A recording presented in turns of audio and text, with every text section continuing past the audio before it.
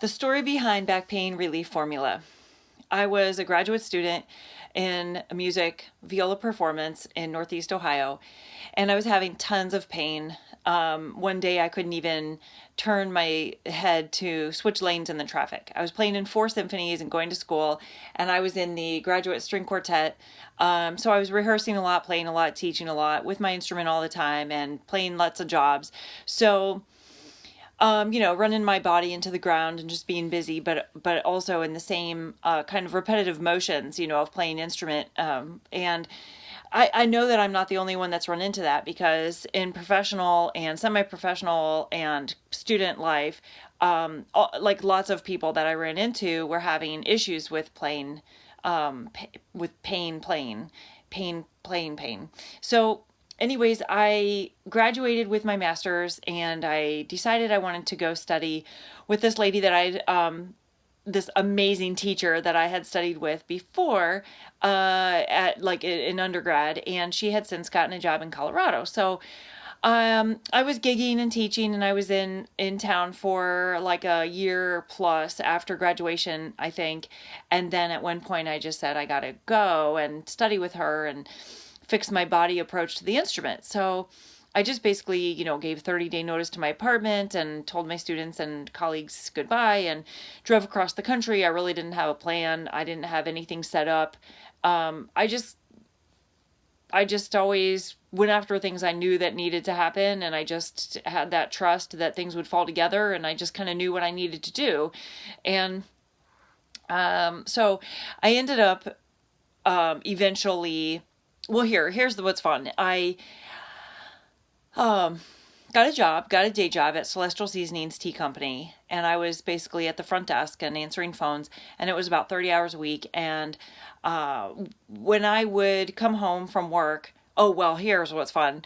I had a place to stay that was, an apartment, but it wasn't an apartment. It was a room in a house up in the mountains. So you would go, what direction? I guess north, right? From downtown Boulder, you'd go north, and then you turn left. And there used to be a Holiday Express Inn. It was Holiday Inn, I think, turned into Express, whatever, later at some point. But and also there was the ABC, the Boulder Cafe, the something, but that was a good breakfast place, and they just had like endless cup of coffee and good pancakes, so that was super nice up there that way. But you just turn left into the mountains, and then you go, and I mean, I was like 20 minutes drive up the mountains, I don't know, and I stayed in this room in the bottom of a mountain house, really, that I had found for rent, and it was $325 a month. And like I didn't have a phone, so my phone number was her house phone number, and it was an older lady that had a job at a church downtown, and she was cool, and it worked out great. So I worked during the day, and then I would just every night for like 4 hours sit with my instrument and recreate my physical association with the instrument. So I was reassociating my body physically with my viola to help undo what had been done over years of time of kind of abuse to my body, right? Just not having a good approach to it, but lots and lots of hours of playing without a good approach over years. So I was doing that, and I was taking lessons with Erica, and the situation was amazing. I was hiking 3 days a week. I was physically active, like really taking care of my body, and health was my main focus. I After about 6 months, enrolled in the doctoral of music program. I remember basically it came up because she was like, I can't just really teach you privately. You need to be a student at the university to take lessons. And I already had a master's, so I was like, well, I guess I'll enroll in the doctorate of music.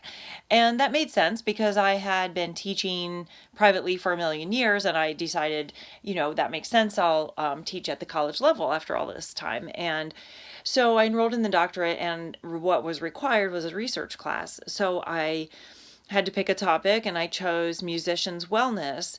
And so I went to the Boulder Public Library, and I found 5 books that one day I remember on different kind of natural medicine modalities. And one of the books, so I took them home and I was kind of leafing through, like, okay, I need to take notes and I need to write a research paper. And one of the books was on acupuncture. And I just clearly remember that I just read that book cover to cover, like right then and right there, which I always think back on that and I think, how did I have time for that? Because, I always think, how did somebody read a book in a day? Like, aren't people busy? Don't people have jobs? I just remember having that kind of thought, like, I don't know, but I had the availability to, I was a graduate student. I was teaching private lessons. I didn't have a 9 to 5 job necessarily. Well, yeah, I mean, once I got into school, then I wasn't working at Celestial Seasonings, but I just and ended up reading it because it kept my attention. It made sense. And literally as I'm reading it, like early on in the book, I'm reading it going, I could have written this. This is my language. This makes sense to me. It just completely made sense. So, I found a book on acupuncture, and then about like within that week time frame, I was contracted to teach as a kind of special music guest at a local school, and I had to look up the address in the phone book. So I go to the yellow pages and schools, acupuncture. I just read a book on acupuncture. I never really knew acupuncture before this. And here's a school of acupuncture in town. So that was a very interesting coincidence. So I ended up making some appointments and I had severe relief, like major pain relief that lasted for months. But even by that time, I was basically I was enrolled. So I was very highly affected positively from the acupuncture treatments. And it wasn't just acupuncture, because I know for sure, I remember it was also including cupping. And to be specific, it was bleeding cupping. So that may or may not be something you've heard of or experienced. And it's probably not as common in the United States as it is in China, but it depends on also what city and what clinic and everything. But the point is, it took away my pain, like really severe pain that I had had for a really long time. And I just found my calling. So I ended up applying and I enrolled, and so I was now enrolled in Chinese medicine school. So over the period of clinic time, the years of clinic and school, and then being a licensed acupuncturist in several states that I've done acupuncture work in and been licensed in, and the different places I've practiced, I've seen a lot of back pain. Tons and tons and tons of people have back pain. Well, I had my own story of back pain and neck pain and body pain, and I can relate. And I know that acupuncture helped me. But I also was noticing that I felt like the patients were reliant on me, or another practitioner, or a group of practitioners. Like maybe they would have me as an acupuncturist, also a chiropractor, also an MD, and who knows what else, to help their body pain. And I just really thought it was important to try to teach patients how they can also help themselves at home, or just to have knowledge about the body and have knowledge about Chinese medicine and other things, to help themselves in whatever way possible at any time possible, instead of having to go to an appointment or rely on a practitioner to help their pain. So acupressure is something that you can do for yourself, that any person can learn and apply, and it engages the energetics of the points. So acupuncture is using needles in a professional situation in an office to engage the energetics of the acupoints. Acupressure can also be done professionally in an office, but it can also be done just on yourself. It is best to know what the points are and what the purposes of the points are, and then you can put combinations of points together for a treatment for yourself. And I've added to that yoga slash movements slash stretching for myself because at one point I tried yoga for years and I really never kept up with it. 'Cause just, I think basically because I was busy, and going to an hour-long class on a regular basis was not an option for me, either financially or time-wise or whatever it was. And also when I would do long periods of yoga, I didn't feel good. And probably it's because I really had a lot going on that was stuck and I needed a smaller approach. So, actually, my sister made this 10-minute yoga video at one point, and I tried it. It took me a long time. It took me a year to really try it. It was just this sitting on my phone, and I was like, I don't know, I don't want to try it. I don't have time. Oh, I don't know. And finally, I was like in pain again, and I was like, I need to try this.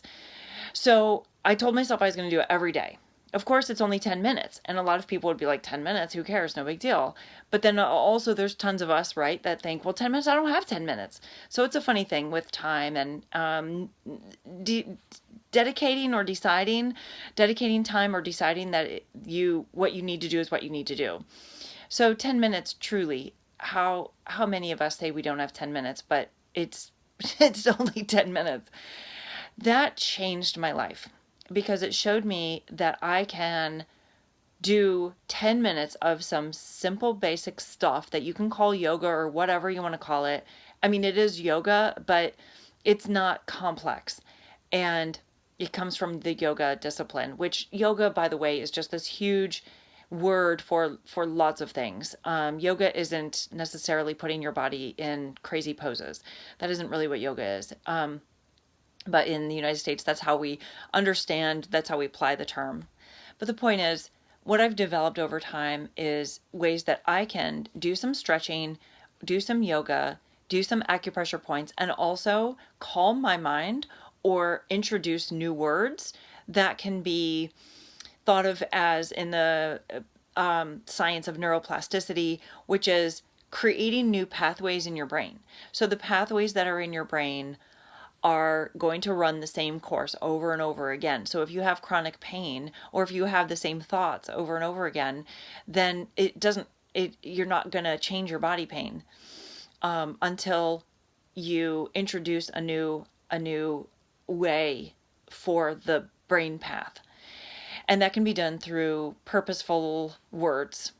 So this combination actually is a way that I like to teach and give people these tools so that they can overcome their body pain and get on with life. Because to me, living life to the fullest is going out there and doing stuff and being active and being in the sunshine, and whether it's paddleboarding or rock climbing or even just taking a walk.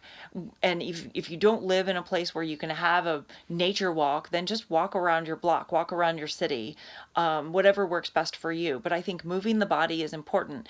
And when we're in pain, we don't have the motivation sometimes to get out there and do something and to move our body. So when we're in pain, then we can keep that pattern of pain by not feeling like we can go move our body, go outside, go take a walk, go do an activity. So these things, these tools, you can start really small and you can just do 1 minute a day. And that's what I really love to show people. And I actually just love it to help people. And it came from my own experience and years of stuff.